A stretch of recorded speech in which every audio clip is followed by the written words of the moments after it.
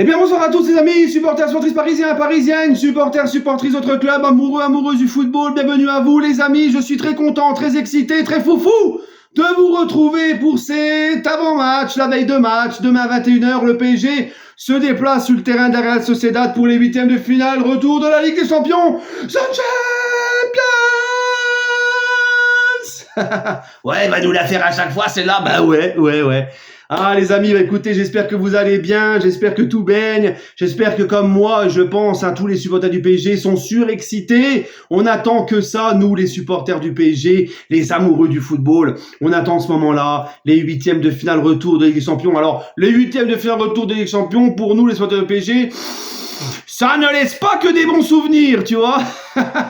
Mais on vit pour ça, on attend que ça. La saison elle commence, t'es déjà en train de penser à le mois de mars, tout ça, les phases finales avec champion.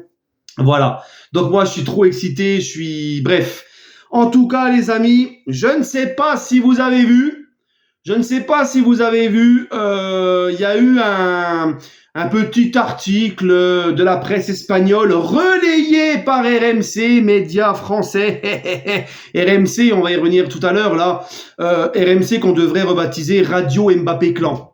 Hein? Oh c'est trop, ils en ont plein la bouche de Mbappé. Mbappé, oh là là, ça, la suce envers Mbappé, c'est trop. Bref, on va y revenir après. Mais la presse espagnole a sorti un truc en disant que Luis Enrique serait le grand favori pour entraîner le Barça la saison prochaine.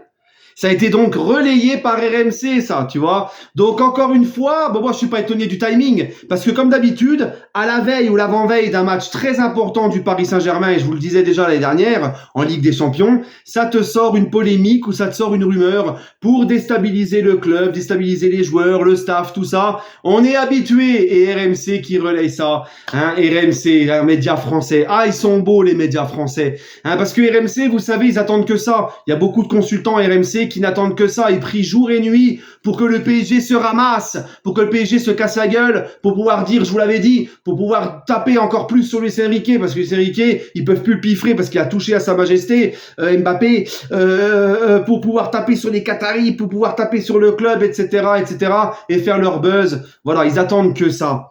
Hein, en tout cas, c'est encore une fois très petit ce que fait les médias français, mais c'est pas grave, on est habitué. Hein, tu sais, Luis Hernandez le disait déjà à son époque, le PSG dérange, donc je t'explique pas maintenant. Voilà. Bref, les amis, qu'est-ce que je voulais vous dire? Oui, la Real Sociedad, les gars. La Real Sociedad, alors déjà que la Real Sociedad n'était pas dans une grande forme et une grande dynamique et une grande confiance avant le match aller en venant au parc, et on a gagné 2-0. Là, la Real Sociedad, ça ne s'est pas amélioré, ça s'est même empiré. La Real Sociedad, c'est la chute libre depuis un certain temps. La Real Sociedad, les gars, j'ai regardé sur leurs 10 derniers matchs, toutes compétitions confondues, c'est 3 nuls, 5 défaites et 2 victoires seulement. Voilà. 5 défaites, tu comptes celle du match aller, 2-0 au parc. Ils sont à la ramasse complet. Là, ils restent sur 3 défaites consécutives. Ce week-end face à Séville. Alors, apparemment, ils ont pas mal tourné en championnat. La défaite face à Mallorca, élimination en demi-finale de Coupe du Roi à domicile face à Mallorca qui joue quand même le maintien en Liga. Juste avant, le week-end d'avant, la défaite face à Villarreal à domicile. Donc la Real Sociedad sont complètement à côté, là ils sont complètement au fond du seau, ils sont pas dans une très bonne dynamique, ils sont en plein doute. Même leur beau jeu qui enthousiasmait tout le monde dans la première partie de saison est en train de s'effriter complètement, de s'essouffler complètement. C'est très compliqué. Le seul petit truc pour eux, c'est que ils ont récupéré, je crois, 2 ou 3 joueurs importants qui n'étaient pas là à l'aller, notamment leur meilleur buteur Oyarzabal. Mais sinon, c'est très, très, très compliqué pour eux. Mais moi, je dis attention. Je dis attention parce que on sait tous. On le sait tous, c'est l'histoire, on la connaît tous. On connaît tellement l'histoire. Hein, que s'il y a bien une équipe, s'il y a bien un club qui est capable de se faire éliminer, de faire une dinguerie et de se faire éliminer par une équipe de la Real Sociedad en plein doute, qui est en crise de résultats, qui est malade et qui est capable de les relancer, de se faire sortir là-bas comme des malpropres après avoir gagné 2-0 à l'aller, c'est bien évidemment notre bien-aimé PSG. C'est vrai ou pas? Il y a que nous. Donc moi, je m'en méfie de ce match. Je m'en méfie, je ne crie pas qualification trop vite comme certains supporters du PSG. Attention, moi je pourrais souffler et dire qu'on est qualifié demain à 23h, après le coup de sifflet final, si on est bien évidemment qualifié. Parce que comme je vous l'ai toujours dit, notre meilleur ennemi, c'est le PSG lui-même. Le pire ennemi du PSG, c'est le PSG lui-même. Et demain, là-bas, ça va être la Ligue des Champions. Donc les mecs, motivation supplémentaire, ils vont se donner encore plus. Hein, ça transcende cette compétition. C'est jamais pareil. Cette équipe d'Real Sociedad va jouer à domicile, ça va être plein. Ils vont vouloir absolument taper le PSG. Ça va nous presser haut dès le premier quart d'heure. Ça va être une vraie tempête le premier quart d'heure là-bas. Ça va pas rigoler. Donc attention, si le PSG nous sort la première mi-temps du match aller ou la première mi-temps de face à Rennes ou la première mi-temps de face à Monaco, ça va pas le faire du tout.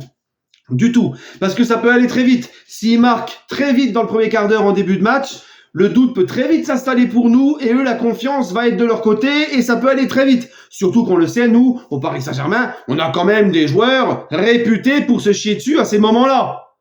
Ou savoir sortir le string jaune pisse devant, marron merde derrière, on le sait tous. Donc attention, vraiment, vraiment attention, d'accord ? Voilà. Maintenant, j'ai vu la compo d'équipe du Paris Saint-Germain. Alors, c'est très compliqué de deviner une composition d'équipe de Luis Enrique avant le match. Personne ne sait, c'est très compliqué.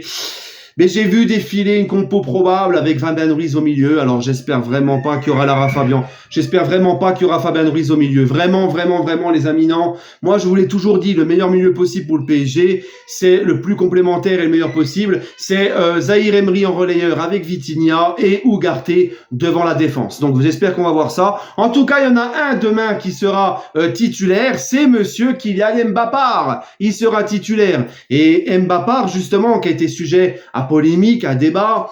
Luis Enrique, le pauvre, là, j'ai encore écouté RMC. Oh, la suce, mais la suce autour de ce Gugus. Oh là là. Oh, la suce autour d'Mbappé. C'est incroyable. Ils vont m'en faire crever, tiens. Ah, c'est incroyable. Ah bah, c'est un truc de fou, hein. J'ai écouté exprès les émissions de foot sur RMC pour voir un petit peu ce que ça disait sur la sortie d'Mbappé à la mi-temps, mais c'est incroyable ce qu'il prend dans la gueule Enrique. Ah bah c'est Mbappé le gentil, c'est Enrique le méchant, l'injuste et tout, hein. Ah c'est une punition, ah il veut lui faire payer le fait qu'il va se barrer au Real libre, mais non. Non, ça serait une punition, ça serait vouloir le punir ou lui faire payer, il serait carrément, les dirigeants l'auraient foutu en tribune. Ou pire encore plus sadique, il l'aurait foutu sur le banc, il aurait dit tu t'échauffes et à la 80e tu reviens sur le banc, tu rentres pas. Non, s'il est sorti, c'est qu'il est nul.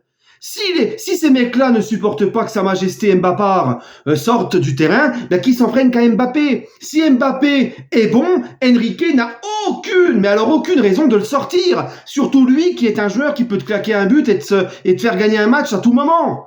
Et c'est juste que le mec, depuis qu'il a annoncé son départ au club, il est beaucoup moins impliqué, il te donne le sentiment d'être plus du tout investi, il traîne toute sa peine sur le terrain, et il est nullissime. Très très loin de ce qu'on attend de lui. Donc si le mec il sort, si Enrique le fait sortir, c'est parce que maintenant je vais avoir l'accent espagnol. C'est parce que il est nul à chier. Donc le principal responsable c'est pas Enrique, c'est Mbappé avec ses performances dégueulasses. Donc ça suffit au bout d'un moment. Ça suffit. Hein?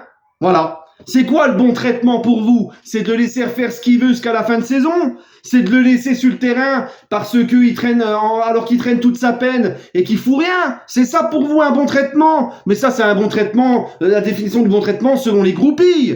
C'est incroyable de penser comme ça quand même. Bref.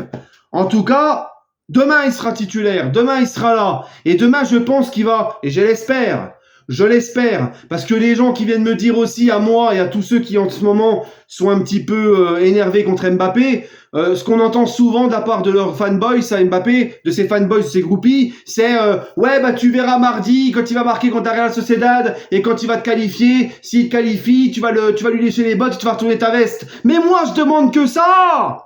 Parce que si demain il joue Mbappé, encore heureux, ben j'espère qu'il sera meilleur qu'il l'est actuellement, qu'il l'est en ce moment. Manquerait plus que ça. C'est normal, t'as vu le salaire qu'il a? Manquerait plus que ça. Il est pas encore au Real, hein. Il est encore au PSG.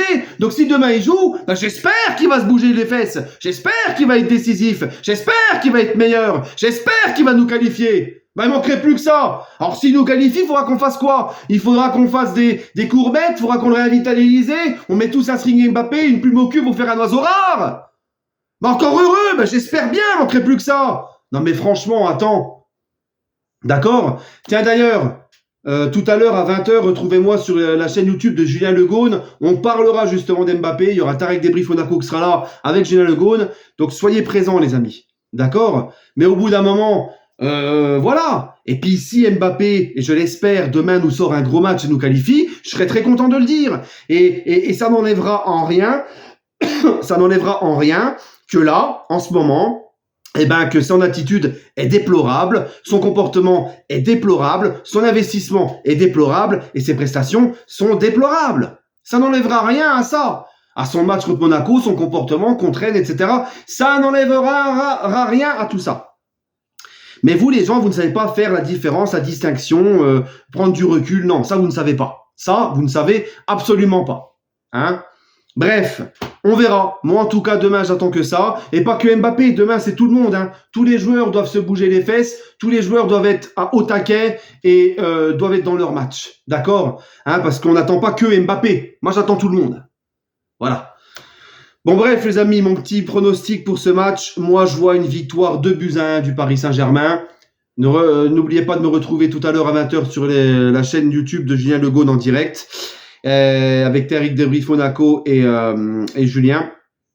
Maintenant, les amis, donnez-moi votre pronostic en commentaire et on se retrouvera demain sur ma chaîne. Hein, on se retrouvera demain pour le débrief à chaud, en espérant une belle qualification, les amis. Allez, prenez soin de vous et allez Paris.